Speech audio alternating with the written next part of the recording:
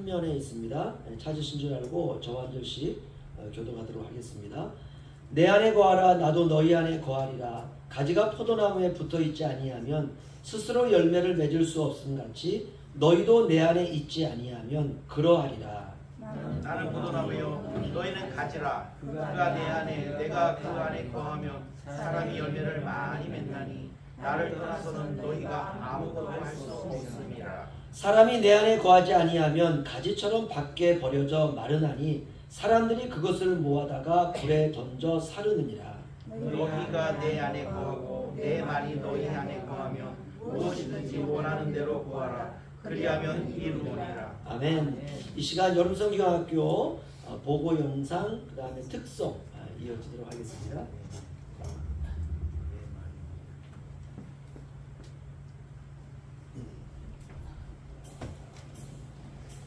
우리의 일생을 천국은 시간이 제한이 없잖아요. 그렇죠? 파노라마처럼 쫙 펼쳐주지 않을까? 기뻐할 때 기뻐하고 슬퍼할 때 그 슬픔을 빨리 극복하고 이런 모습을 우리가 만약에 훗날 본다면 얼마나 대견할까? 그렇죠? 우리 스스로가. 근데 뭐 주저앉았는데 1년이 가도 주저앉아있고 10년이 가도 주저앉아있고 그 주저앉아 죽었다 그러면은 와 내가 왜 저때 저렇게 살았을까? 그런 생각이 불현듯 났습니다. 여러분 의인은 7번 넘어질지라도 8번 다시 일어서는 줄로 믿습니다. 오늘 우리가 예수님 안에 거할 때 잘할 수 있다라는 제목으로 함께 은혜를 받기를 원하는데요. 이번 그 성경학교 때 아이들이 성막이라는 주제를 가지고 함께 우리가 공부를 했는데 아이들이요 그 어려운 내용을 정확하게 배우고 외우고 알고 적용을 하더라고요. 우리가 성장 시리즈에 대한 말씀을 오늘 8번째인데요. 여러분들 잘 들으시면서 우리 아이들보다 훨씬 낫잖아요. 그렇죠? 그래서 우리 지난주 설교가 뭐였더라 이렇게 하나씩 우리가 키핑해 가고 또 간직했으면 좋겠습니다. 지난 시간에 이런 말씀을 드렸습니다. 사랑하는 것만큼 져준다. 여러분 우리가 요만큼 사랑하면 요만큼밖에 안 져요. 내가 전혀 사랑하지 않으면 저 사람이 날 정말 사랑할까? 보니까 한 번도 진 적이 없어요. 안 사랑하는 것입니다. 근데 내가 이만큼 사랑하면 이만큼 다 져줘요. 여러분 다 져주시기를 주의 이름으로 부탁을 드립니다. 오늘은 또 말씀 가운데 우리의 마음에 딱 꽂히는 어떤 한 부분이 또 있을 겁니다. 그러면 그 말씀 붙들고 한 주간 동안 사는 겁니다. 생명은 자라야 합니다. 생명은 성장해야 됩니다. 생명은 성숙해져야 되고 생명은 완숙해져 가야 됩니다. 그래야 우리가 영광스럽게 천국에서 완전한 영생의 사람으로 우리가 영광스럽게 변화되리라 믿습니다. 그래서 생명은 아름다운 것입니다. 한쪽은 죽어있는 동물이 하나 있고 한쪽은 살아있는 동물이 있어요. 어떤 게 아름답습니까? 살아있는 게 아름답습니다.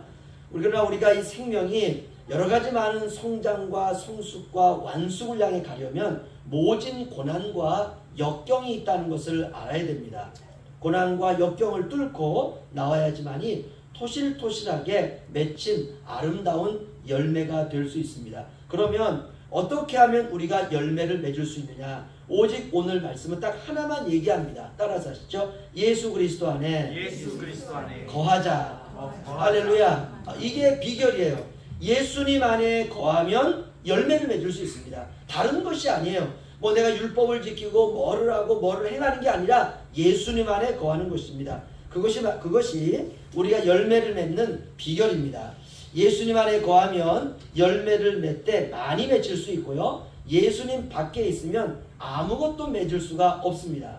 예수님 밖에 있으면 꺾여진 가지처럼 말라져서 불쏘시개로 쓰여 태워질 수밖에 없다고 오늘 성경은 말하고 있습니다. 원리는 간단합니다. 어떻게 하면 내가 열매를 맺을 수 있느냐? 예수님 안에 거하면 됩니다. 그런데 여기서 열매는 두 가지를 구별해야 됩니다. 오늘날 교회가 이걸 구별해 주지를 않아요. 그래서 오늘 우리가 구별해 드릴 테니까 이건 이거고 이건 저거구나. 세상에서 성공이라고 하는 열매가 있고 예수 그리스도 안에서는 성령의 열매가 있습니다. 자기의 노력과 능력과 힘과 실력으로 이루어지는 것은 성공입니다. 이건 성공이에요. 그러나 우리가 예수님 안에 있을 때 하나님이 우리에게 주시는 예수님의 성품, 그것은 열매입니다. 그러니까 두 가지예요. 두 개가 아주 비슷해 보입니다. 그러나 예수 안에 있는 것은 열매다라고 부르고 세상에 있는 것이 예수님 안에 있는 것과 아무리 비슷하게 보여도 그것은 성공입니다. 성공은 교만으로 나타나고 열매는 겸손으로 나타납니다. 성공은 자기의 힘으로 이루어가는 것이라면 열매는 철저하게 하나님과의 연합으로 가능한 것입니다. 특별히 이 열매를 성경은 성령의 열매다 이렇게 부릅니다. 성공은 성숙이 아닙니다. 성공한 이후의 사람들은 교만한 사람들이 너무나 많습니다. 그래서 성공은 인간의 노력의 결과일 수밖에 없습니다. 그러다 하나님이 우리에게 주시려고 하는 것은 성실한 인격입니다. 이게 열매예요. 성취를 넘어서 섬김을 주기 원하시는 것입니다. 물론 그리스도인도 성공할 수 있습니다. 그러나 하나님께서 우리에게 주시는 그 성공이라고 하는 열매는 다릅니다. 그리스도인의 성공은 그 인격이 달라요. 어떻게 다를까? 하나님의 영광으로 나타난다는 것입니다. 더욱더 겸손한 인생을 살게 됩니다. 그러면 중요한 것은 예수님 안에 거할 때 열매를 맺는데, 그러면 예수님 안에 거한다는 말이 무슨 말인가? 우리가 이 언어를 이해할 필요가 있죠. 예수님 안에 거한다는 것은 몇 가지로 얘기할 수 있습니다. 첫 번째는 예수님의 사랑 안에 거한다라고 말할 수 있습니다. 우리 9절 10절 함께 보죠. 요한복음 15장 9절 10절 우리 함께 읽겠습니다. 시작. 아버지께서 나를 사랑하신 것 같이 나도 너희를 사랑하였으니 나의 사랑 안에 거하라. 내가 아버지의 계명을 지켜 그의 사랑 안에 거하는 것 같이 너희도 내 계명을 지키면 내 사랑 안에 거하리라. 아멘. 그러니까 예수님 안에 거한다는 첫 번째 의미가 뭐냐? 예수님의 사랑 안에 거한다는 것입니다. 그렇다면 사랑 안에 거한다는 말은 무엇이냐? 그 말은 서로 친밀해지는 것입니다. 이게 사랑 안에 거하는 것입니다.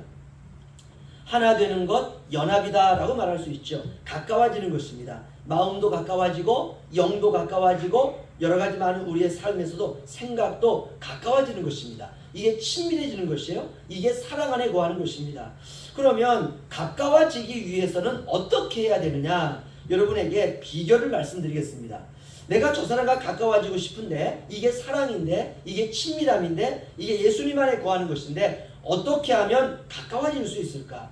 우리가 이런 말 썼죠. 가까워지기에는 너무 먼 당신. 그렇죠? 가까워지고 싶은데 너무 먼 거예요. 그래서 여러분에게 비결을 가르쳐 드리겠습니다. 가까워지기 위해서는 딱 하나만 하시면 돼요. 따라 하시죠. 서로 약해지자. 그러면 가까워집니다. 서로 약해져야 돼요. 이게 비밀이에요. 이게 신비이고 이게 비결이고 신앙의 미스테리입니다. 지난주에는 사랑하는 것만큼 져준다 라고 말씀해 드렸어요. 오늘은 서로 가까워지기 위해서는 서로 약해져야 돼요. 여러분, 약해지는 것만큼 더 가까워집니다. 강해지면 절대로 가까워질 수가 없습니다. 여러분, 사랑은 서로 약해질 때 가능합니다. 가지가 포도나무에 붙어 있다는 것은 약하다는 것을 인정하는 것이에요. 가지가 내가 포도나무에 나는 붙어 있어야 된다. 무슨 말입니까? 나는 약하다는 것이에요. 그래서 포도나무가 필요한 것입니다. 약하기 때문에 나무에 붙어 있는 것입니다. 만약 가지가 스스로 나는 강하다 라고 한다면 절대로 붙어 있을 수가 없습니다. 우리가 약할수록 주님 안에 거할 수가 있는 것입니다. 바로 이것이 약함의 역설입니다. 사랑할 때 약해지지만 동시에 사랑할 때 강해지는 것입니다. 서로 약해질 때 서로 강하게 사랑으로 묶여질 수가 있다는 것입니다. 어떤 난관이 와도 우리가 서로 약해지면 헤쳐나갈 수 있을 만큼 강해지는 것입니다. 여러분, 부부도 서로 약해지는 것입니다.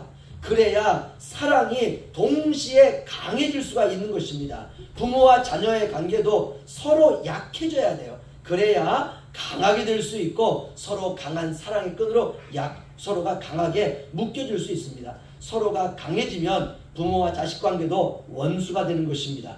사랑하기 때문에 서로에 대해서 약해지는 것이고 사랑하기 때문에 서로에 대해서 약함을 선택하게 되는 것입니다. 사랑하니까요. 여러분, 세상에서도 이런 말이 있습니다. 자식이 이기는 부모가 없다라고 말합니다. 이 말은 부모가 힘이 없다라는 뜻이 아닙니다. 사랑하기 때문에 자식 앞에서 결국 져줄 수밖에 없다는 것입니다.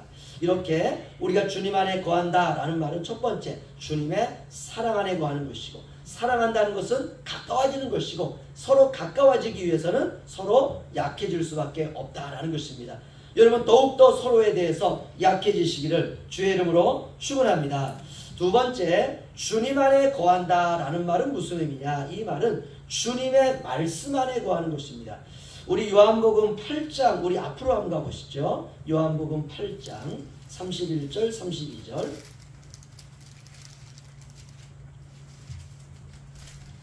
요한복음 8장 31절 32절. 우리 한 목소리로 함께 읽겠습니다. 시작. 그러므로 예수께서 자기를 믿는 유대인들에게 이르시되 너희가 내 말에 거하면 참으로 내 제자가 되고 진리를 알지니 진리가 너희를 자유롭게 하리라. 아멘. 너희가 내 말에 거하면 참으로 내 제자가 되고, 그러니까 우리가 주님 안에 거한다라는 말은 주님의 말씀 안에 거하는 것입니다. 지난주에 이런 말씀 드렸어요. 구원과 같은 말은 자유다라고 말씀을 드렸습니다. 구원받으면 세상으로부터 자유롭게 되고, 죄로부터 자유롭게 되고, 죽음으로부터 자유롭게 되는 것입니다. 진리를 알지니 진리가 너희를 자유케 하리라. 여러분 자유다, 자유라는 말은 구원이라는 말과 똑같습니다. 우리는 하나님의 말씀 안에 거해야 됩니다. 그런데 하나님의 말씀을 넘어가면 어떻게 되느냐? 성경에 그런 말씀이 있어요. 우리가 예수님의 말씀 안에 거할 때 주님도 우리 안에 거하십니다. 말씀 없이는 어떤 열매도 없습니다. 말씀이 맺는 열매를 이렇게 말합니다. 거룩합니다 라고 말합니다. 말씀 안에 살면 거룩해집니다. 우리가 말씀 없이는 거룩해질 수가 없습니다. 그런 의미에서 우리는 말씀의 사람이 되어야 됩니다. 말씀을 벗어나면 교만하게 됩니다. 말씀을 벗어나면 기준을 잃게 됩니다. 말씀을 벗어난 사람은 교만의 그늘 아래 들어간 사람과 같습니다. 여러분 어떤 경우라도 말씀 안에 살아가시기를 주님의 이름으로 부탁을 드립니다. 고린도전서 4장 6절 제가 읽어드리죠. 형제들아 내가 너희를 위하여 이 일을 나와 아볼로를 들어서 본을 보였으니 이는 너희로 하여금 기록된 말씀 밖으로 넘어가지 말라 하는 것을 우리에게서 배워 서로 대적하여 교만한 마음을 가지지 말게 하려 함이라. 아멘. 바울이 고린도 교인들에게 이렇게 말합니다. 기록된 말씀 밖으로 넘어가지 마라. 그렇게 되면 교만하게 된다는 것이에요. 여러분 말씀은 생명의 양식입니다. 생명도 양식이 있어야 자랄 수 있습니다. 늘 말씀을 읽고 늘 말씀을 묵상하시고 늘 묵상한 말씀으로 기도하는 저와 여러분 되시기를 주의 이름으로 축원합니다. 그러면 기적이 일어납니다. 그러면 병든 자가 고침을 받을 수 있습니다. 그러면 문제가 해결될 수 있고, 그러면 하나님의 살아계심을 체험할 수 있습니다. 영이 살아난 사람은 첫 번째 하는 것이 하나님의 말씀을 먹고 살아간다는 것입니다. 세 번째, 우리가 주님 안에 거한다는 말씀을 어떤 걸 말하느냐? 기도 안에 거하는 것을 의미합니다. 우리 요한복음 15장 다시 가시죠. 요한복음 15장 7절 말씀 보겠습니다. 요한복음 15장 7절 우리 다 함께 읽겠습니다. 시작. 너희가 내 안에 거하고 내 말이 너희 안에 거하면 무엇이든지 원하는 대로 구하라. 그리하면 이루리라. 아멘. 구하라 라는 것이죠. 우리가 주님 안에 있는 특징이 뭐냐? 기도하는 사람이 된다는 것입니다. 기도는 영혼의 호흡입니다. 모든 생명체는 호흡을 합니다. 우리의 영혼도 우리가 느낄 수 없지만 호흡을 해요. 여러분 우리의 영혼의 호흡이 기도입니다. 때로는 우리가 하루를 살다가 저녁에 내가 주님 앞에 기도하고 싶다라는 마음이 들지 않습니까? 이게 영혼의 호흡하는 시간을 내가 확보하는 것입니다. 기도는 우리가 하나님의 음성을 듣는 시간입니다. 호흡을 하면서 하나님의 음성을 듣는 것입니다. 그런데 호흡에도 호흡법이 있다는 것을 알아야 됩니다. 여러분 우리가 호흡할 때는 들숨과 날숨을 잘 해야 됩니다. 때로는 숨을 내뱉어야 되고, 또는 때로는 숨을 우리가 삼키기도 하고, 때로는 숨을 우리가 참기도 합니다. 호흡은 모든 에너지의 근원입니다. 우리 모든 인생의 감정의 근원이 바로 호흡입니다. 기도를 생활하는 사람은 감정이 아름답습니다. 그러나 기도를 하지 않는 사람은 날카롭게 됩니다. 칼이 그 마음속에 있는 것이죠. 호흡이 끝나면 생명이 끝나는 것입니다. 우리가 기도를 하지 않고 살아간다는 것은 내가 호흡이 끝났다라는 것을 의미합니다. 인간의 힘은 호흡에 있습니다. 마귀와 마귀의 모든 유혹과 시험을 우리가 어떻게 물리칠 수 있을까? 예수님은 이렇게 말씀하셨습니다. 마태복음 26장에 시험에 들지 않게 깨어 기도하라. 마음에는 원이로되 육신이 약하도다 하시고. 여러분, 우리가 마귀의 시험은 기도하면 이길 수가 있습니다. 기도하지 않는 그리스도인은 무능력하게 됩니다. 그러나 기도하는 그리스도인은 강력합니다. 기도는 일종의 대화입니다. 주님과의 커뮤니케이션입니다. 저와 여러분이 항상 기도하며 살아가시기를 주님의 이름으로 부탁을 드립니다. 네 번째, 마지막, 주님 안에 거한다는 것은 무엇을 말하느냐? 성령 안에 거하는 것, 그것이 바로 주님 안에 거하는 것입니다. 우리가 요한복음 14장으로 가보시죠. 요한복음 14장 16절에서 17절 말씀, 우리 함께 읽도록 하겠습니다. 시작. 내가 아버지께 구하겠으니 이는 또 다른 보혜사를 너희에게 주사 영원토록 너희와 함께 있게 하리니 그는 진리의 영이라. 세상은 능히 그를 받지 못하나니 이는 그를 보지도 못하고 알지도 못합니다. 그러나 너희는 그를 아나니 그는 너희와 함께 거하시며 또 너희 속에 계시겠습니다. 아멘. 우리가 주님 안에 거한다라고 하는 것은 성령 안에 거하는 것입니다. 예수 그리스도를 믿으면 죽었다가 살아난 영에 성령이 임합니다. 하나님의 성령은 예수 그리스도의 영입니다. 여러분, 생명은 물이 있어야 됩니다. 저와 여러분이 살아가기 위해서는 물이 필요하지 않습니까? 성령은 생수와 같은 물입니다. 생명을 살리는 생수입니다. 여러분, 물이 우리의 몸에서 빠져나가는 현상을 우리가 의학적인 용어로 이렇게 말합니다. 탈진 현상이다, 탈수 현상이다 말합니다. 우리 몸에서 힘이 쭉 빠져버리는 것입니다. 마찬가지로 우리가 성령으로 충만하지 않으면 우리의 내면이 탈진합니다. 내가 이 마음이 왜 이렇게 내가 마르고 있을까? 내 영이 왜 이렇게 메마를까? 여러분, 탈진된 거예요. 탈수 현상이 나타난 것입니다. 영적인 탈수 현상이 일어난 것입니다. 어떻게 하면 되느냐? 성령으로 충만해야 됩니다. 여러분, 신앙의 탈진을 항상 경계하며 살아가시기를 주의 이름으로 축원합니다. 여러분, 탈진하면 나타나는 것이 무기력감이 느껴집니다. 의욕을 상실합니다. 비전을 잃습니다. 꿈이 희미해집니다. 믿음이 약해지고 사랑이 식고 열정이 사라지기 시작하고 모든 것이 다 귀찮아지기 시작합니다. 이게 탈진 현상이 일어난 것입니다. 그럴 때 어떻게 해야 되느냐? 성령 안에 거해야 된다는 것이에요. 여러분, 성령을 구약에서는 이렇게 말합니다. 시냇가에 심은 나무는 시절을 쫓아 마르지 않고 과실을 맞이 맺힌다, 이렇게 말하고 있습니다. 시냇가에 심기운 나무, 이게 성령 안에 거하는 것입니다. 따라서 하시죠. 시냇가 성령님, 시냇가 성령님, 시냇가 예수님, 시냇가 예수님. 할렐루야. 여러분, 우리가 시냇가에 심기운 나무가 시절을 쫓아 잎이 푸르고 마르지 않는다. 성령으로부터 생수를 공급받는 것입니다. 능력을 공급받는 것입니다. 저와 여러분 안에 시냇가가 들어와 있습니다. 우리가 성령으로부터 능력을 공급받을 때 열매를 맺고 성숙한 신앙의 열매를 우리가 맺어갈 수 있는 것입니다. 여러분, 우리가 성숙이라는 말을 다른 말로 예수님의 인격이다 라고 말하는 것입니다. 예수님의 인격을 소유하기 위해서는 성령 안에 거해야 되는 것입니다. 사도행전 1장 8절은 이렇게 말합니다. 오직 성령이 너희에게 임하시면 너희가 권능을 받고 예루살렘과 온 유대와 사마리아와 땅끝까지 이르러 내 증인이 되리라 하시니라. 아멘. 이제 한마디로 정리하겠습니다. 가장 핵심은 예수님 안에 거하는 것입니다. 그런데 이 구원은 내가 주님을 선택한 게 아니다라고 말하고 있어요. 구원은 하나님 편에서 나를 찾아오신 사건입니다. 그분이 나를 불 속에서 꺼내신 것입니다. 그러니까 나의 의나 공로로 이루어진 것이 아니라 하나님의 선물이요 하나님의 은혜인 것입니다. 요한복음 15장 16절 우리 마지막으로 함께 읽겠습니다.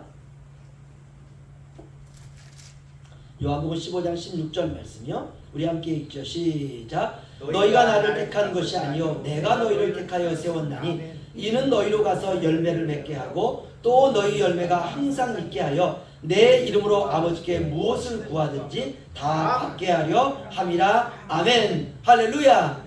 용어를 바꾸셔야 돼요. 우리가 자녀들이 뭐가 잘 되면 야 네가 성공했다 이렇게 말하면 안 돼요. 야 열매를 맺었다. 열매로 보여야 됩니다. 우리가 오늘 요한복음 15장 16절에 있는 말씀대로 살면 됩니다. 무슨 설명이 필요하고 무슨 사설이 필요하겠습니까? 너희가 나를 택한 것이 아니요 내가 너희를 택하여 세웠노니. 겉으로 볼 때에는 내가 주님을 택한 것 같아요. 내가 주님을 믿은 것 같아요. 그러나 그렇지 않습니다. 우리가 깊이 들어가면 들어갈수록 주님이 나를 선택해서 세우셨고 주님이 나를 구원했다는 것을 알게 되는 것입니다. 이제부터는 하나님 중심, 말씀 중심, 예수님 중심, 성령님 중심, 하나님 나라 중심, 교회 중심으로 살아가는 저와 여러분 되시기를 주의 이름으로 부탁을 드립니다. 그러면 할 일이 보여요. 남들이 알아주지 않아도 내가 서야 될 자리가 보입니다. 그 자리에서 변함없이 주님을 섬기며 살면 됩니다. 그렇게 우리가 성숙되어져 가는 것입니다. 오늘 여러분 서로에 대해서 약해지시고 그러면 동시에 강해지는 것을 우리가 느끼게 될 것입니다. 주님 안에서, 주의 사랑 안에서, 주의 말씀 안에서, 성령 안에서 우리 한평생을 살아가는 저와 여러분 되시기를 주의 이름으로 마지막으로 부탁을 드립니다.